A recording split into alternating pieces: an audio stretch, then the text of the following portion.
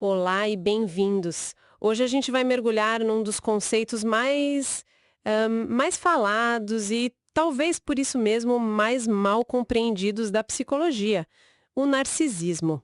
Com certeza. Mas a nossa proposta aqui é deixar de lado, sabe, a imagem da selfie, o papo mais superficial. A gente vai fazer uma análise aprofundada, quase uma escavação arqueológica. Gosto da imagem. E o nosso guia nessa jornada é ninguém menos que Otto Kernenberg, um dos teóricos mais influentes da psicanálise moderna.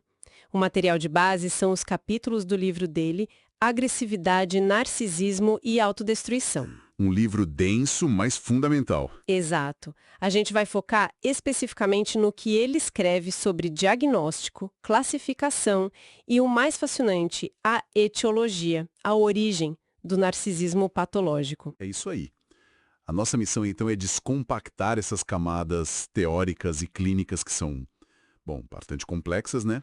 O objetivo é ir muito além dos sintomas que a gente vê. Da ponta do iceberg. Exatamente, da ponta do iceberg. A gente quer entender a estrutura psíquica que está por baixo, as diferentes teorias sobre como essa estrutura se forma e os desafios imensos no diagnóstico, especialmente quando a gente fala de adolescentes. Então, essa é uma exploração para quem busca profundidade técnica, mas também clareza conceitual. É a nossa tentativa, pelo menos. Ok, vamos descompactar isso então. E para começar, a primeira coisa que o Kernenberg faz, e que eu acho genial, é que ele já complica o nosso ponto de partida. Ele diz que o narcisismo não é uma coisa só. Não mesmo. Ele opera em dois níveis que correm em paralelo. Exato. E essa distinção inicial é o alicerce de todo o resto do pensamento dele. Se não entender isso, o resto fica confuso. Pensa assim, é como a diferença entre a planta de um prédio e o prédio em si, já construído. Boa analogia. O primeiro nível é a planta. É o que ele chama de nível metapsicológico. É a teoria pura abstrata. Nesse nível, o narcisismo é um conceito energético. É o investimento da nossa energia psíquica, que Freud chamou de libido, no nosso próprio si mesmo, no nosso self. Certo. E esse si mesmo, o self, não é simplesmente eu, né? É um conceito técnico também. Exatamente. Não é o eu do dia a dia. Na teoria, o self é uma subestrutura dentro do nosso ego. É como se fosse um mosaico interno, uma colagem, Uma colagem de quê? de todas as imagens que a gente tem sobre nós mesmos. E essas imagens não nascem do nada. Elas são formadas a partir das nossas interações com os outros, com o mundo, desde que a gente nasce. Então é uma construção. É uma construção contínua. E por isso existe sempre uma dinâmica, uma dança constante. Parte da nossa energia psíquica, da nossa libido, está investida nesse mosaico interno. Essa é a libido narcísica. Ok. A outra parte está investida lá fora, nas pessoas que amamos, nos nossos projetos, nos nossos ideais. Essa é a libido objetal, investida nos objetos do nosso amor e interesse. Em teoria, todo mundo saudável tem essa dança, esse equilíbrio dinâmico. Entendi. Essa é a planta baixa, a teoria. Então, o segundo nível seria o prédio construído, a manifestação clínica disso. Como a gente vê isso na prática? Perfeito. O segundo nível é o clínico. É o que o psiquiatra, o psicólogo vê no consultório. Aqui a gente fala das síndromes. São os quadros clínicos caracterizados por uma regulação anormal da autoestima. O termostato da autoestima está quebrado. Exatamente, o termostato está quebrado. A autoestima de todo mundo flutua, né? Sobe e desce com base no que a gente faz, nas nossas relações, na distância entre o que a gente quer ser e o que a gente é. É normal. Sim. Mas no narcisismo patológico, essa flutuação é extrema, caótica. E as razões para isso são profundas, são forças inconscientes que bagunçam todo esse sistema de regulação. E aqui a gente já entra num ponto que eu acho central na teoria dele, que é a relação dessa autoestima defeituosa com as outras instâncias psíquicas, principalmente o superego. Sim. Como é que esse nosso juiz interno entra nessa história? Ele entra de uma forma implacável. Kernberg aponta alguns fatores que, na teoria psicanalítica, detonam a autoestima. E o primeiro, e talvez o mais devastador, É justamente a pressão de um super-eu muito severo, muito primitivo. Não é um juiz justo, então. Longe disso. Imagine um juiz interno que não busca justiça, mas punição. Um carrasco sádico. Ele impõe demandas de perfeccionismo que são infantis. Você tem que ser o melhor, o mais perfeito, sempre. E qualquer falha... Qualquer falha, por menor que seja, é punida com uma agressão autodirigida que é brutal. Um sentimento de inadequação, de ódio por si mesmo que simplesmente esmaga o amor próprio. Uau! É uma dinâmica interna muito violenta. Muito. E além desse carrasco interno, o que mais mina essa autoestima, segundo a teoria? O segundo fator são as necessidades insatisfeitas. Pensa nas nossas defesas psíquicas. Elas são necessárias, mas quando são muito rígidas, elas reprimem não só o que é ruim, mas também nossos desejos, nossa agressividade vital, nossa busca por prazer. A gente se fecha para o mundo. A gente se fecha. E ao limitar nossa capacidade de buscar e ter satisfação no mundo, a gente consequentemente limita nossa capacidade de nos sentirmos bem conosco mesmos.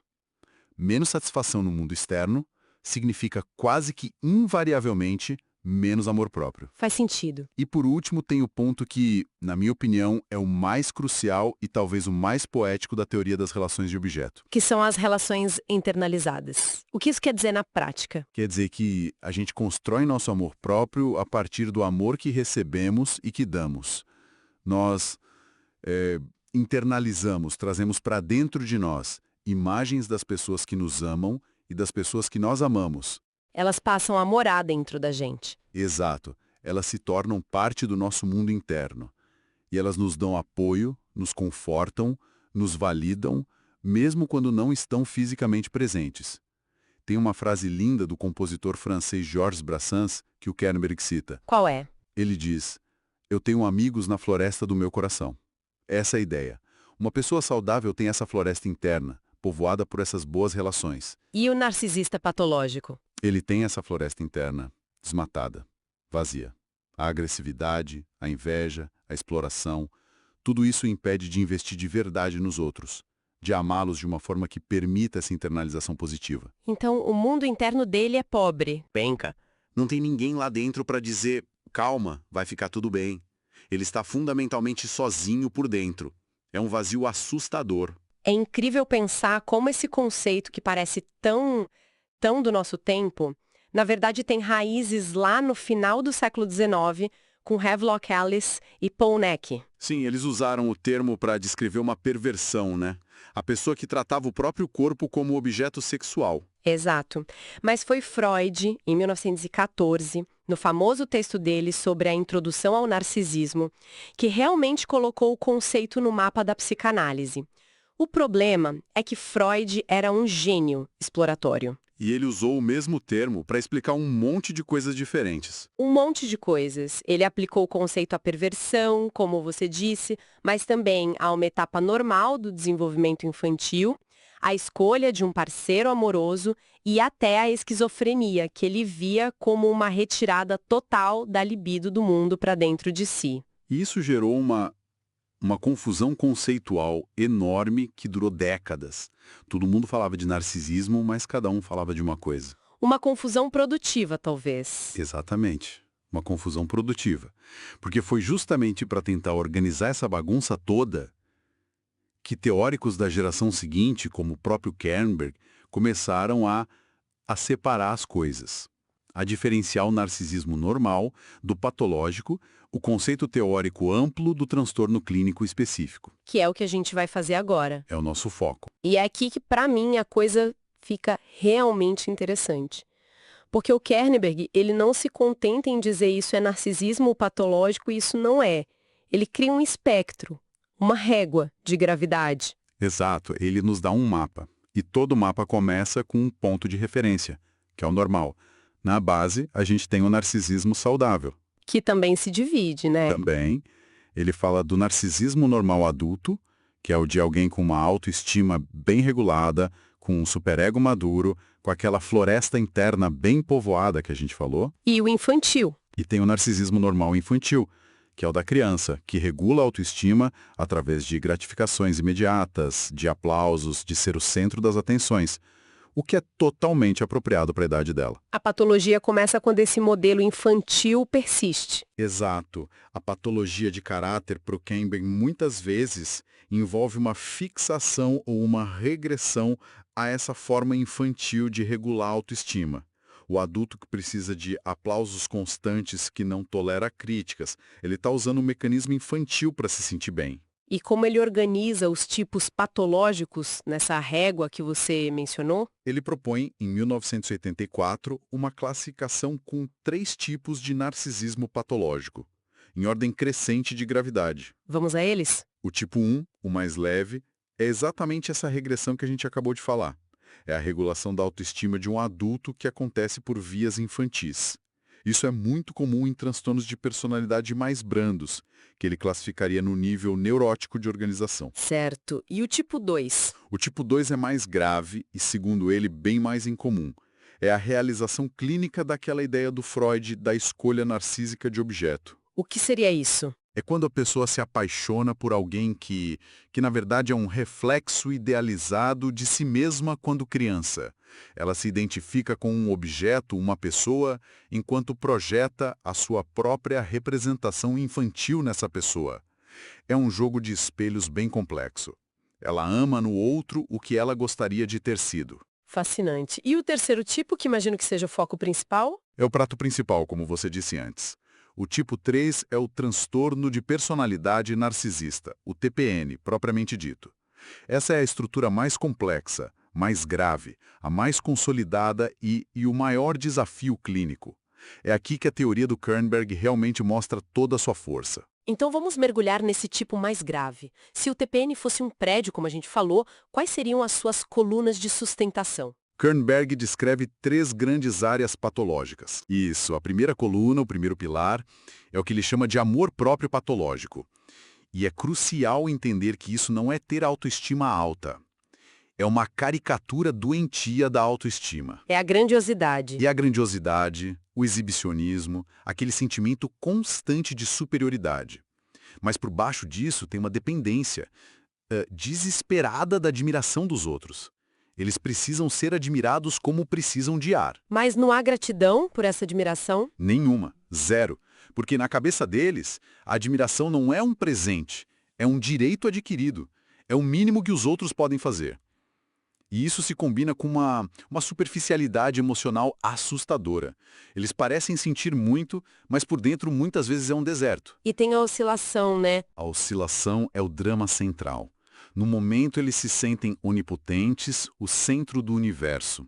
No momento seguinte, por causa de uma crítica mínima, um olhar atravessado, eles despencam para um sentimento de inutilidade completa, de serem um lixo. O maior medo deles, então, não é falhar. Não. O pavor existencial deles é serem vistos como comuns, normais, medíocres. A mediocridade, para eles, é o inferno. É a morte psíquica. Ok, essa é a primeira coluna. A relação patológica consigo mesmo. Como isso transborda para as outras pessoas? Como é a segunda coluna? A segunda coluna é o amor patológico pelo objeto, ou seja, a relação patológica com os outros. E se a gente tivesse que escolher uma única emoção para definir essa coluna, seria a inveja. A inveja. Não é o ciúme. Não. A inveja, uma inveja profunda, primitiva, corrosiva. Às vezes ela é consciente, a pessoa sabe que inveja, mas muitas vezes ela é inconsciente e se manifesta de outras formas. Como a desvalorização. Exatamente. A desvalorização é a principal defesa contra a inveja.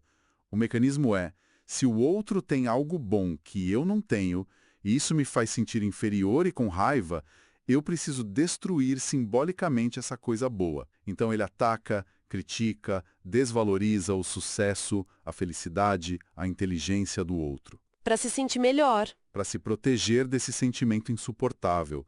E isso justifica tudo. Justifica a exploração, o sentimento de que eles têm direito a tudo, de que podem usar e abusar das pessoas e dos seus recursos. E a empatia? Onde fica? Não fica, simplesmente não há espaço para a empatia. As pessoas são vistas como ferramentas. São divididas em categorias. Ou são ídolos perfeitos que servem para inflar o ego deles por associação, Ou são lixo. ou são inimigos a serem destruídos ou tolos a serem enganados. Não existe meio termo. Não existe a pessoa real, com qualidades e defeitos. É uma visão de mundo muito preto e branco. Extremamente. É a cisão, o splitting, em pleno funcionamento. E a terceira e última coluna, a do superego. Já vimos que ele é um carrasco, mas qual é a particularidade dele aqui no TPN? A terceira coluna é o superego patológico. E a diferença entre um superego severo normal e um superego patológico é sutil, mas fundamental. Explica melhor. Pensa no superego como nosso sistema moral, nosso juiz interno. Para a maioria das pessoas, esse juiz se baseia em valores internalizados. Quando a gente viola um desses valores, o juiz diz: você fez algo errado. Isso fere seus princípios. A emoção que surge disso é a culpa. Certo. Para o narcisista patológico, o juiz interno não está nem aí para certo ou errado, para moralidade. O juiz interno dele só grita uma coisa o tempo todo. Você pareceu fraco. Você foi humilhado. Você perdeu. A preocupação é com a imagem, não com a substância. Exatamente. A regulação da autoestima deles não vem da culpa, vem da vergonha. É a diferença brutal entre sentir remorso por ter magoado alguém e sentir apenas a vergonha de ter sido pego, de ter parecido um idiota, de ter perdido o controle da situação. E os valores que esse superego defende, quais são? São valores infantis, ligados à manutenção do orgulho e da imagem. O que importa é ter a aparência física perfeita, ter poder, ter riqueza, ser admirado. Não existe uma dimensão ética de verdade. Uma estrutura interna que parece muito precária, então. E no dia a dia, como isso se manifesta? Existe um único tipo de narcisista ou também tem um espectro de funcionamento? Também é um contínuo. Kernberg é o teórico dos espectros, dos contínuos. Nos casos de funcionamento mais alto, eles podem ser muito bem-sucedidos, charmosos, quase normais. O narcisista bem-sucedido. Exato. Muitas vezes nem eles se dão conta da profundidade do problema. A única pista pode ser uma sensação crônica de vazio, de tédio. A sensação de que nada nunca é bom o suficiente, de que a próxima conquista vai ser a que finalmente vai preencher o buraco. Mas ela nunca preenche. E no nível intermediário? E no nível intermediário, os sintomas clássicos que a gente descreveu são mais óbvios. A grandiosidade, a exploração, a raiva. Tudo fica mais visível. E no mais baixo? No nível mais baixo de funcionamento, o mais grave, a fachada racha com muito mais frequência. E aí eles se parecem muito com pacientes com organização de personalidade borderline. Como assim? Eles apresentam uma falta de controle dos impulsos muito grande, uma tolerância à ansiedade baixíssima e uma propensão a reações de fúria narcísica que são aterrorizantes, por qualquer coisa que seja percebida como uma afronta. Certo. Então, o que tudo isso significa? De onde vem essa arquitetura mental tão disfuncional? E aqui eu acho que a gente chega no coração do debate psicanalítico sobre o narcisismo. Sem dúvida. É como se a gente tivesse 3 detetives brilhantes olhando para a mesma cena do crime, a mente do narcisista, e cada um chegasse a uma conclusão totalmente diferente sobre o que aconteceu. Uma analogia perfeita é exatamente isso. 3 grandes escolas de pensamento tentando explicar a origem, a etiologia do TPN. Vamos começar com o primeiro detetive, Herbert Rosenfield, que vem da escola kleiniana. Qual é a teoria dele? Para Rosenfeld e para os kleinianos em geral, a cena do crime é dominada por uma força. A agressividade inata, o instinto de morte. A teoria é que o bebê, para se defender de sentimentos insuportáveis de dependência e, principalmente, de inveja do seio materno... A inveja de novo. Sempre é inveja para os kleinianos. Para eles, a inveja é a manifestação mais pura do instinto de morte. Então, para se defender disso, o paciente se identifica com um objeto parcial primitivo, uma parte de si mesmo que é onipotente, idealizada, autossuficiente. Ele cria uma fantasia de que não precisa de ninguém. E qual o perigo disso? O perigo, para Rosenfeld, é que a agressividade pode se infiltrar e tomar conta desse eu idealizado. E aí o narcisismo se torna abertamente autodestrutivo. É uma visão bem sombria. Ok, essa é a visão kleiniana. O segundo detetive é talvez o mais famoso nesse campo, que é o Heinz Kohut, o pai da psicologia do self. A teoria dele é bem diferente. Completamente diferente. É quase o oposto. Kohut olha para a mesma cena do crime e diz: não houve um crime aqui. O que houve foi negligência, abandono. Algo fundamental está faltando. É o modelo do déficit? É o modelo do déficit estrutural. Para Kohut, a patologia narcisista não é um desenvolvimento patológico, é uma parada no desenvolvimento. Um estancamento. Causado por quê? Causado por falhas traumáticas na empatia dos pais, especialmente da mãe. A criança tem, de forma normal e saudável, um si mesmo grandioso e arcaico. Ela precisa que os pais funcionem como um espelho, refletindo e validando essa grandiosidade. Que lindo o seu desenho, você é o melhor desenhista do mundo. Exatamente. E ela também precisa ter figuras parentais que ela possa idealizar para se sentir parte de algo forte e bom. Segundo Kohut, quando os pais falham cronicamente em prover essas funções de espelhamento e idealização, esse si mesmo grandioso arcaico não consegue amadurecer. Ele não se transforma em autoestima e ambições saudáveis. Ele fica congelado no tempo. E é isso que aparece na terapia. É o que ele via na clínica. O paciente busca no terapeuta o que não teve dos pais. Ele desenvolve o que Kohut chamou de transferências narcísicas, ou a transferência de espelho, buscando admiração incondicional, ou a de idealização, tratando o terapeuta como um ser perfeito. Ok. Temos a visão da agressividade de Rosenfeld e a do déficit de Kohut. E aí chega o terceiro detetive, o próprio Kernberg, e diz: com todo respeito, mas vocês dois estão errados. Exatamente. Kernberg olha para a cena e diz: não está faltando nada aqui, como diz Kohut. E o problema não é uma força destrutiva pura, como diz Rosenfeld. O problema é que a própria estrutura foi construída errada desde o início. Não é uma parada, é um desenvolvimento patológico. Sem a frase-chave. Não é um estancamento, é um desenvolvimento patológico. E aqui vem a grande sacada teórica dele, que é o conceito de si mesmo grandioso patológico. Que é diferente do si mesmo grandioso arcaico do Kohut. Muito diferente. O do Kohut é uma estrutura normal que não amadureceu. O do Kernberg é uma estrutura nova, que não existe no desenvolvimento normal. É uma aberração. E como ela é formada? Aqui a gente volta para a analogia do álbum de figurinhas. Imagine que você está montando o seu selfie. Uma pessoa saudável tem no seu álbum a figurinha de quem eu sou de verdade, com minhas qualidades e defeitos. Certo. Ela também tem a figurinha de quem eu gostaria de ser, meu eu ideal. E tem as figurinhas das pessoas que ela ama e admira, os objetos ideais.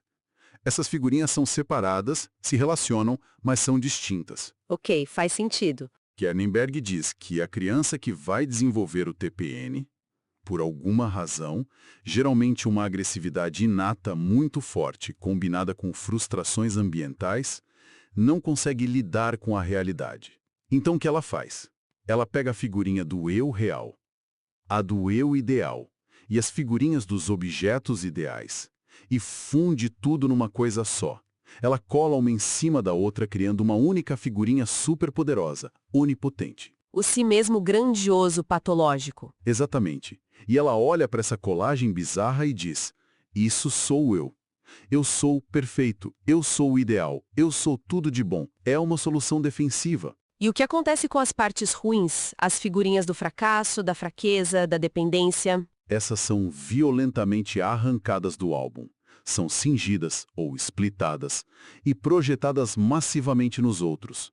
O mundo lá fora se torna o repositório de tudo que é mal, fraco e desprezível. E isso tem uma consequência terrível para o mundo interno. Terrível, porque ao fazer isso, ao esvaziar a si mesmo de qualquer traço de maldade ou fraqueza, ele também esvazia o mundo interno das representações reais dos outros. Os outros se tornam apenas cascas vazias onde ele projeta sua própria maldade. Isso causa aquele sentimento de vazio e a total incapacidade de sentir empatia. Então, para Kernberg, é um modelo de conflito. É um modelo de conflito intrapsíquico, não de déficit estrutural. A estrutura não está incompleta. Ela é patologicamente construída. E essa diferença entre déficit e conflito tem implicações brutais para o tratamento. Muda completamente a técnica. Isso nos leva a uma área que, para mim, sempre foi muito confusa. Na cultura pop e até em alguns discursos mais simplistas, narcisista e psicopata, ou, tecnicamente, antissocial, são quase sinônimos. Sim, há uma grande confusão. Mas pelo que você está descrevendo da teoria do Kernberg, a linha entre eles é bem mais sutil. É quase um degradê, um contínuo de gravidade. Onde exatamente o narcisista vira um antissocial?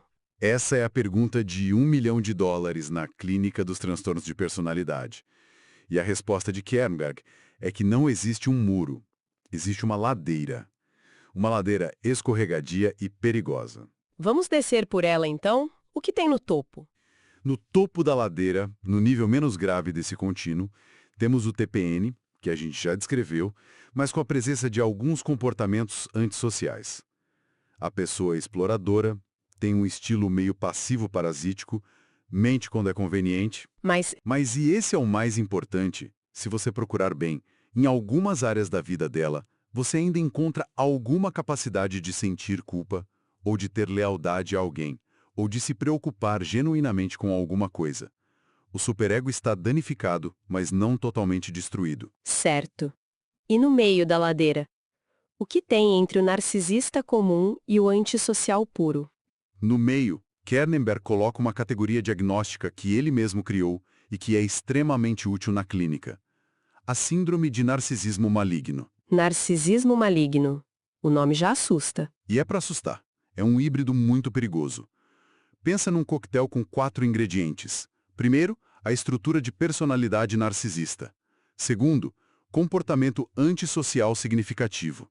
Terceiro, uma orientação paranoide, uma desconfiança e uma visão de mundo de cão contra cão.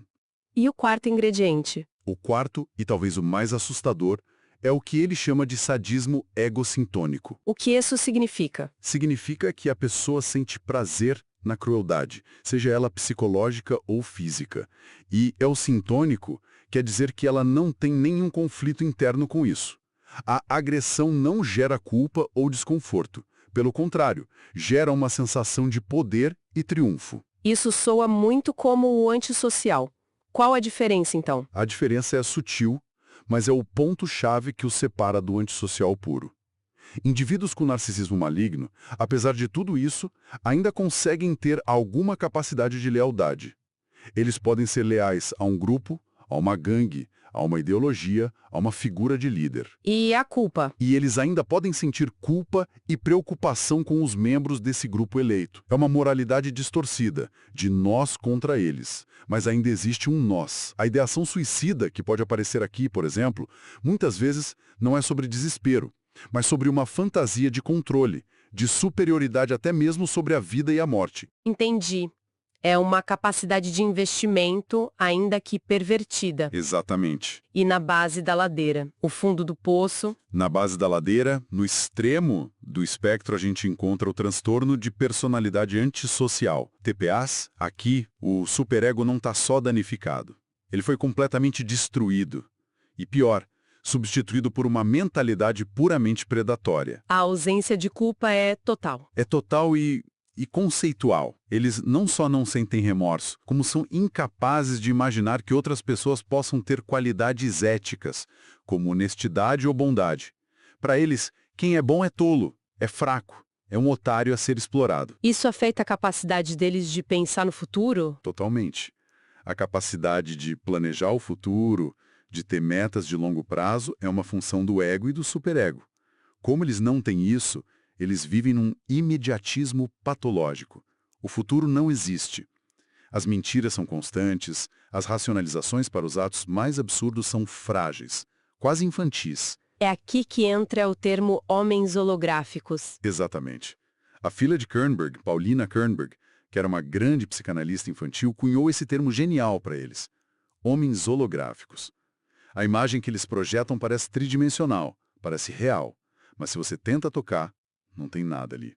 É vazia, sem substância. E o afeto? Inexistente, no sentido que a gente entende. Eles são incapazes de se apaixonar, de sentir ternura, de ter um investimento real em alguém que não seja puramente explorador. É o deserto emocional completo. É uma imagem poderosa e muito triste, na verdade. Mas isso me leva a uma questão prática que deve ser aterrorizante para pais e clínicos.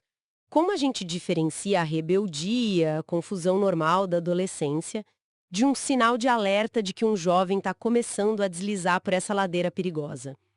Essa é, sem exagero, a tarefa diagnóstica mais difícil e mais importante do clínico que trabalha com adolescentes. A chave, segundo Kernberg, não está tanto no comportamento rebelde em si, a experimentação, o desafio à autoridade. Isso pode ser normal.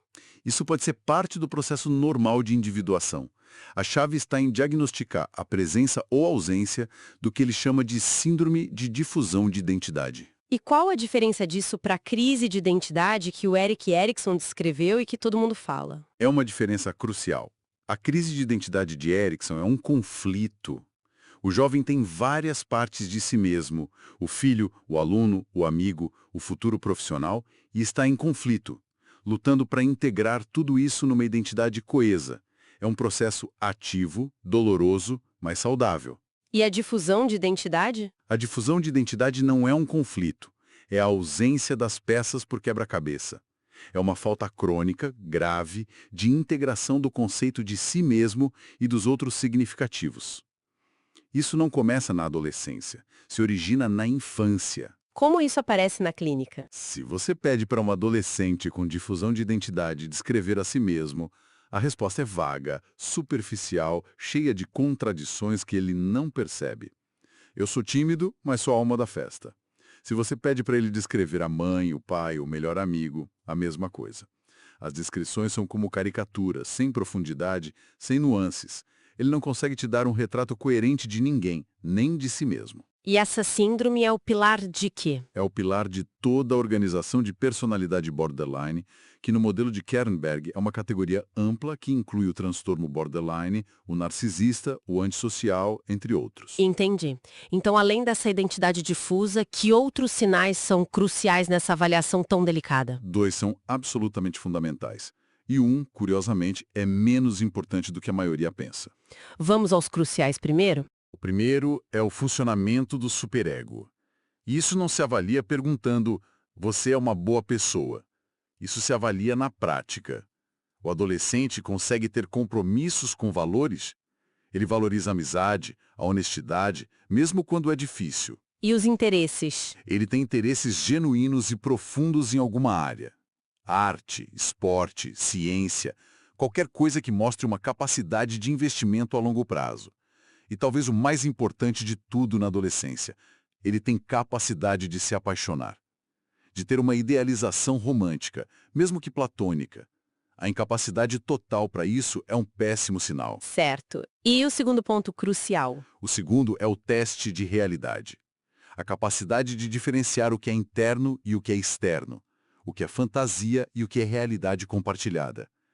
É isso que, no fim das contas, separa a organização borderline da organização psicótica. E o texto tem aquele exemplo clínico fantástico sobre isso. Sim, é um exemplo brilhante o do jovem que chegou na consulta afirmando ser o melhor matemático do mundo. À primeira vista, parece uma grandiosidade narcisista clássica. Pareceria.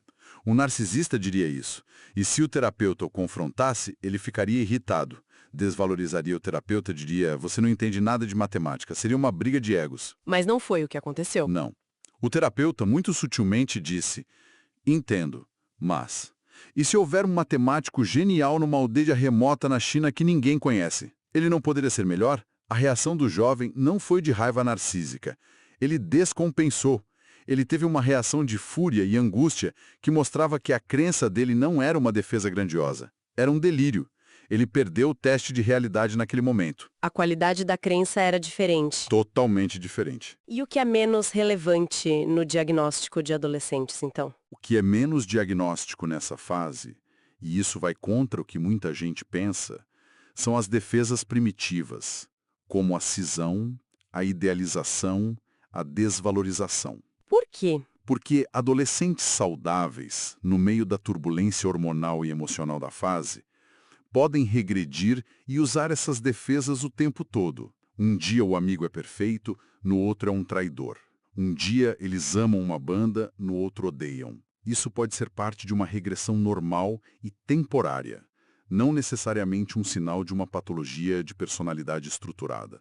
E como o TPN especificamente se manifesta nos adolescentes que o têm? O autoconceito deles, à primeira vista, parece firme e integrado. É o tal si mesmo grandioso. Mas se você investiga a representação que eles têm dos outros, é incrivelmente pobre, superficial, como a gente falou sobre a difusão de identidade. E tem a questão do fracasso escolar. Sim, o fracasso escolar é um sintoma dominante e muito característico. A dificuldade não é necessariamente de inteligência. A dificuldade é em aprender com os outros.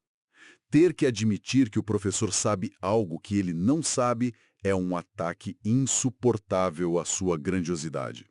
Então, o que ele faz? Ele desvaloriza. O professor é burro, a matéria é inútil, a escola é uma porcaria. É uma defesa maciça para proteger um ego extremamente frágil.